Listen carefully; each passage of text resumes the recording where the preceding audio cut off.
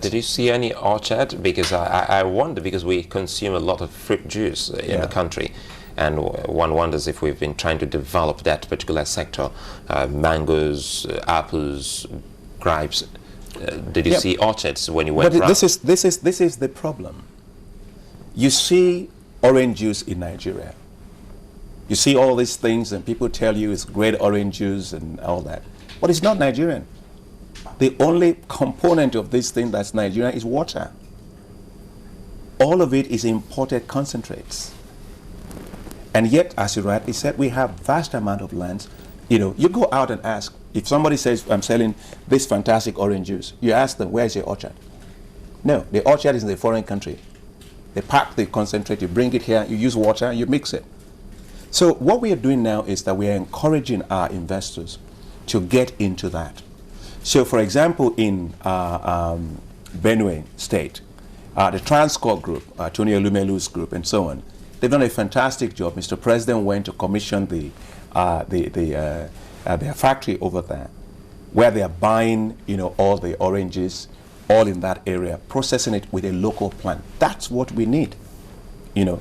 And so, as part of our work, we are also working on the issue of horticulture.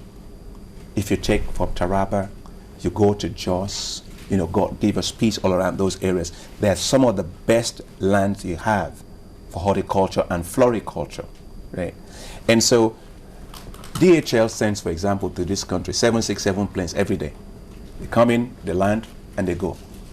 But when they leave Nigeria, you know what happens? On the backhaul going, there's nothing to carry from Nigeria. It's empty. That's why you pay twice for every parcel that comes to Nigeria, because they can't cover their costs going back.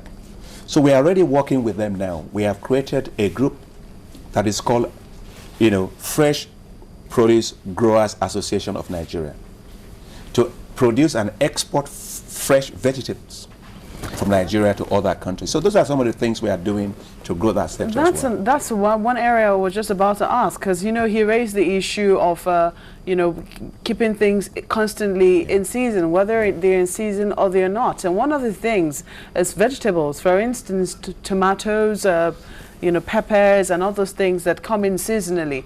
Is there any, are we looking at how to preserve them, you know, tomato puree factories and stuff like that? Yeah. Do we have those plans? Because all you've mentioned is silos. No, actually we are doing that. Let me take the case of the tomato. You look in Kano today. Kano is the largest producer of tomato in Nigeria. The Kadawa Valley in Kano was producing about roughly 630,000 metric tons of tomato. Now, 60% of that rots away every day because there is no processing capacity for it. Yet Nigeria is the largest importer of tomato paste from China and from Italy. To deal with that, we've been working with our private sector. And I think the private sector is investing. I think the Dangote Group is putting in a tomato processing plant already in Kano, which addresses that particular issue, to make concentrate, you know, tomato puree, you know, that you can actually use instead of importing that. We've got a number of other investors that are investing in that particular area of tomato. But we are also working with the Ministry of Aviation. The Ministry of Aviation has identified 5 major airports that are called cargo airports. Those cargo airports are being rejigged now, being done now, to have export processing conditioning centers. So you can take your fresh produce, you can take it over there, it's processed, it's conditioned, and you can take it out. So we are working on that. But in addition to that, we are also working with the private sector to have, you know, cold chain. Because if you are going to export, even for domestic market, you need a cold chain system. And unfortunately in Nigeria, we're not operating a cold chain system. That's why the fresh produce gets lost. So I was very pleased when I came here to Lagos 2 days ago, and Governor Fashola launched the cold chain system for the meat, you know, in Lagos, which I think is excellent. And so we are dealing with all these structural things that must be in place so that we can reduce losses, add value, and be competitive. So because really in agriculture, if you're not having a cold chain system, it really can't work much. And one thing that we are working on, by the way, is on the issue of livestock. You look today in Nigeria, you know, we constantly moving cattle From the north, we're constantly moving cattle. And you pick up the papers, there's conflict between the herders and the farmers. The reason is simple. There is no grazing land. Yesterday, the Senate passed something about the Grazing Land Act, bill. But the fact is that as population rises, the amount of land available for grazing is going to continue to shrink with urbanization. And we must shift from moving cattle to moving beef. Because when you move beef, your cattle, they are all in a concentrated area that you can have pastures for them. So we are working now on a new strategy for the north, which has to do with what Saudi Arabia does. You can have your halal certified meat packing, slaughter packing facilities with cold storage that moves a value chain of beef, but does not move cattle. Yeah, but that would also involve changing an entire culture, as it were. Yes, unfortunately, that is the case in the world. Cultures have to change because things are changing rapidly. The fact of the matter is that everybody would like to do the things they've always been doing. But the fact is population is rising. Urbanization is rising. Things have to change. And so we have to just make sure that we provide the grazing facilities, stock routes that are available, but also have these concentrated meat processing, packing, and shipping centers. Nigeria, for all the livestock we have, we don't export a single kilogram of beef. The reason is that we don't have a beef value chain, that people know that this has been certified, they know it's safe beef.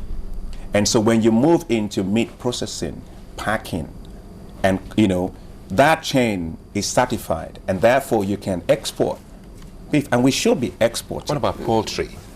Yes, in fact, the issue of poultry, we have a livestock transformation action plan.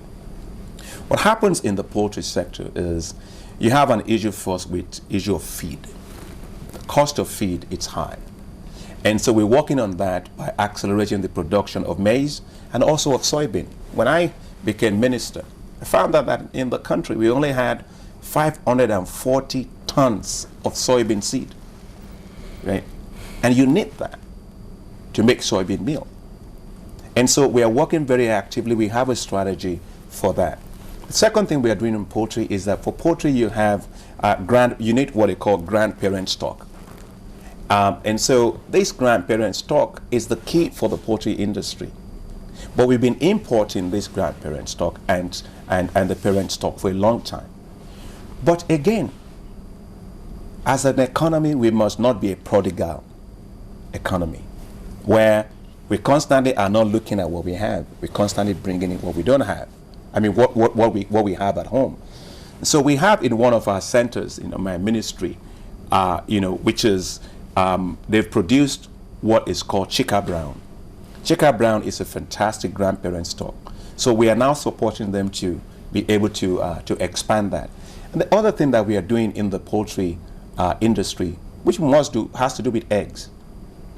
Okay, back to your point about eggs. We produce eggs. Eggs, again, are perishable. But if you look at other parts of the world, what they do with their eggs, you can have fresh eggs, but you can also have powdered eggs. In the same way, you process it and you use it when you want. So already we've been talking to some states because we know that some areas they have glut of eggs. And so like in Osun State, they had gluts, so they had to really get rid of it. In Plateau had the same thing. But we had to get into processing of eggs. So these are some of the things that that we are doing. I'm a big believer in having a structured system.